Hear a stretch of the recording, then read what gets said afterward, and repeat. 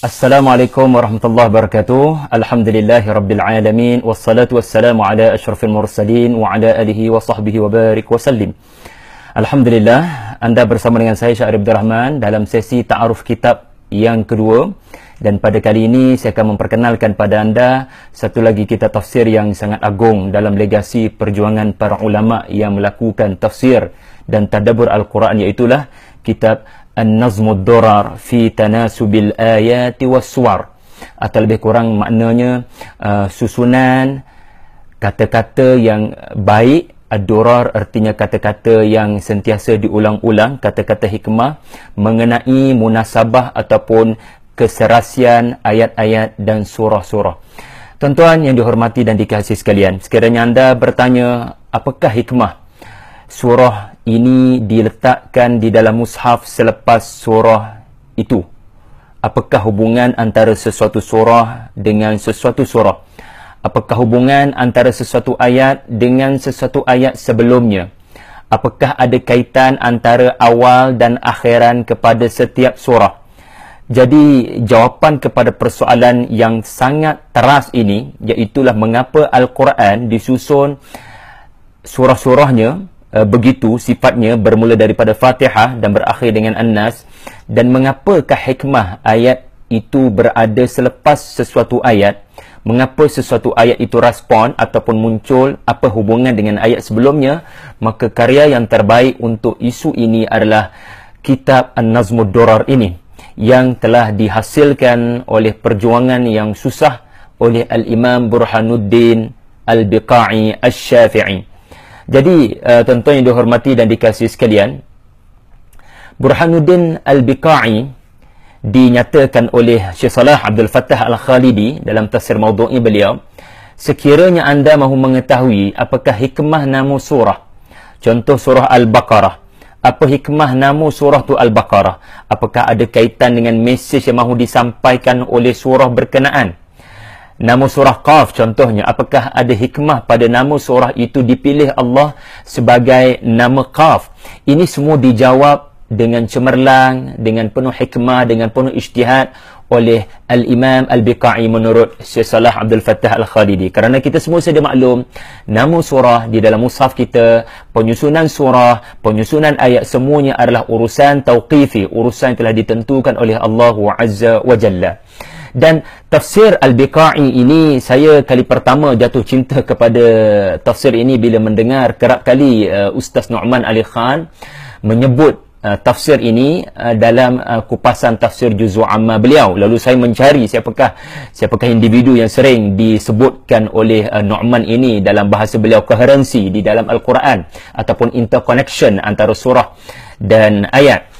Dan ini adalah salah satu karya yang dipuji oleh para alim ulama kita sebagai bukan sekadar tafsir bil ma'thur, tetapi tafsir yang sangat banyak berra'yi, yakni memberikan pandangan, memberikan ijtihad yang tersendiri, dan mereka melakukan ini adalah mereka melepasi syarat sebagai seorang mufassir. Dan beliau banyak menyebut mengenai asas yang perlu ada di dalam tafsir bil ma'thur, iaitulah mentafsirkan Quran dengan Quran, kemudian menggunakan hadis-hadis. Sangat banyak hadis-hadis yang digunakan, yang dipetik oleh Al-Imam Al-Biqai ini, dan sebab itu As-Suyuti memberikan gelaran kepadanya sebagai Al-Hafiz Al-Muhaddith, kerana banyaknya hadis yang beliau hafaz. Namun tidak boleh dinafikan ada beberapa hadis yang didapati dhaif dan lemah apabila ditahqiq oleh para alim ulama yang terkemudian. Apa yang pasti, Dr. Israr Ahmad Khan, seorang pensyarah kita di UIA, mengatakan daripada banyak-banyak kitab tafsir yang ada, hanya dua tafsir sahaja yang benar-benar konsisten kekal daripada surah Al-Fatihah sampailah kepada ayat yang terakhir surah An-Nas, 30 juzuk, 114 surah, hampir lebih kurang lebih daripada 6,000 ayat lebih, konsisten menggunakan kaedah munasabah, iaitu menghubungkan dengan pedoman hikmah, dengan ilham yang dikurniakan Allah, berijtihad apakah yang menyebabkan sesuatu ayat itu muncul selepas ayat sebelumnya. Maka dua karya sahaja, kata Dr. Israr Ahmad Khan, iaitulah karya Al-Imam Burhanuddin Al-Biqai, iaitu Nazmud Durar, dan karya Amin Ahsan Islahi rahimahullah, seorang ulama yang lebih moden, anak murid kepada Al-Imam Abdul Hamid Al-Farahi. Dan untuk makluman anda, Nazmud Durar ini lebih kurang 8 jilid, ditulis oleh Al-Imam Al-Biqai pada tahun 861 Hijrah bulan Sya'ban dan berakhir pada 875 Hijrah pada bulan Sya'ban juga. Hampir lebih kurang 14 tahun untuk menghasilkan karya ini, dan disifatkan oleh para alim ulama yang terkemudian sebagai karya yang sangat cemerlang. Namun demikian perlu kita fahami harga yang perlu dibayar oleh Al-Imam Al-Biqai ketika menghasilkan munasabah, khususnya ketika berijtihad mengemukakan tadabburnya kepada surah antara surah, ayat dengan ayat. Harga yang dibayar oleh beliau sangat mahal. Apa maksud harga yang sangat mahal itu saya akan terangkan sebentar lagi.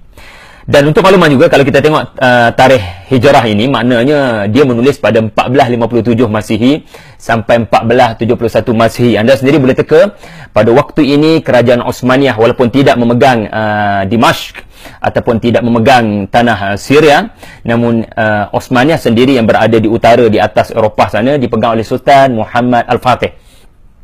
Baiklah, secara ringkas ini yang saya berkongsi dengan anda. Al-Imam lahir pada 809 Hijrah, iaitu lebih kurang pada 1406 Masihi di satu lokasi yang bernama Biqa' di Syria. Beliau sebenarnya ulama hebat yang lahir daripada keluarga yang fakir miskin. Subhanallah, sangat susah hidup beliau. Tetapi kemiskinan, kesusahan hidup tidak menghalang beliau untuk menghafaz Al-Quran seawal umur 10 tahun. Bayangkan tuan-tuan ya. Dan ketika umur beliau 12 tahun, beliau telah kehilangan semua ahli keluarga beliau akibat serangan daripada pemberontak. Kita kena faham politik pada waktu ini yang membabitkan kerajaan Mamalik, Mongol dan seumpama dengannya. Dan beliau sendiri, Burhanuddin ini sendiri, telah cedera dipukul oleh musuh. Dia mujurlah selamat, dia hampir meninggal dunia kerana serangan ini. Dipukul dengan pedang sebanyak 3 kali, termasuk salah satunya di kepala beliau. Tapi Allah berkehendak supaya manusia hebat ini, manusia jenis ini kekal hidupnya untuk berjasa kepada umat pada hari ini. Akhirnya datuknya membawa beliau daripada Biqa' pergi ke Dimashq, dan di sinilah beliau memulakan pertapaannya, talakinya dengan para ulama yang hebat, yang mana beliau kemudiannya meneruskan tradisi talaki mengenai pelbagai jenis ilmu, nahwu, saraf, Quran, hadis, fiqh di Baitul Maqdis. Dan beliau juga pernah ke Kahirah, dan beliau pernah berguru menjadi anak murid kepada Al-Imam Ibnu Hajar, Al-Hafiz Ibnu Hajar Al-Asqalani, yang sangat terkenal di dalam perjuangan ilmu hadis. Dan satu perkara yang perlu kita fahami disebut oleh penulis kitab ini, iaitulah Dr. Akram Abdul Wahab Al-Mausili. Beliau menyatakan Al-Imam Burhanuddin Al-Biqai bukan sekadar Al-Faqih Al-Alim saja, tapi beliau adalah Al-Mujahid. Beliau hampir 30 tahun ya berjuang dalam bentuk askari, dalam bentuk militeri, mempertahankan tanah air, berjihad bersama dengan sahabat-sahabatnya sebelum beliau berkecimpung dengan lebih serius dalam bidang ilmu tafsir. Subhanallah, ulama yang tegas menyatakan kebenaran walaupun di hadapan pemerintah yang rasuah, pemerintah yang zalim, pemerintah yang tidak menunaikan hak syariat. Dan akhirnya beliau telah wafat pada umur 74 tahun di Dimashq, di Damaskus, pada 1480 Masihi bersamaan 885 Hijrah. Untuk makluman anda, beliau berada lama di Kahirah. Namun demikian, seramai dari kalangan ilmuwan, bahkan segelintir para ulama yang sangat hasad dengki, yang sangat tidak menyenangi pembawaan baru yang dibawa oleh Al-Imam Al-Biqai, iaitulah tafsir Nazmud Durar ini, yang beliau hasilkan di bumi Kahirah di Mesir, di mana beliau telah dilontarkan dengan pelbagai fitnah, tohmahan yang menyatakan beliau membawa ajaran sesat. Namun demikian, ilmu inilah yang telah disebut oleh para alim ulama sekarang, yang menyebabkan kita nampak keindahan Al-Quran itu sendiri, hikmah penyusunannya, surah-surahnya dan ayat-ayatnya. Ya, jadi kita tidak boleh memandang remeh usaha jihad yang telah dilakukan oleh Al-Imam Al-Biqai, yang sebenarnya meneruskan juga apa yang telah diteruskan oleh Al-Imam sebelumnya Ar-Razi rahimahullah dan An-Naisaburi.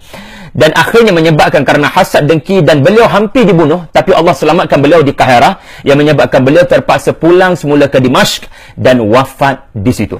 Untuk makluman anda, metodologi penulisan tafsir Nazmud Durar ini adalah, pertama sekali beliau akan menghuraikan basmalah ataupun lafaz Bismillahirrahmanirrahim pada setiap surah dalam huraian yang sentiasa berbeza daripada surah ke surah.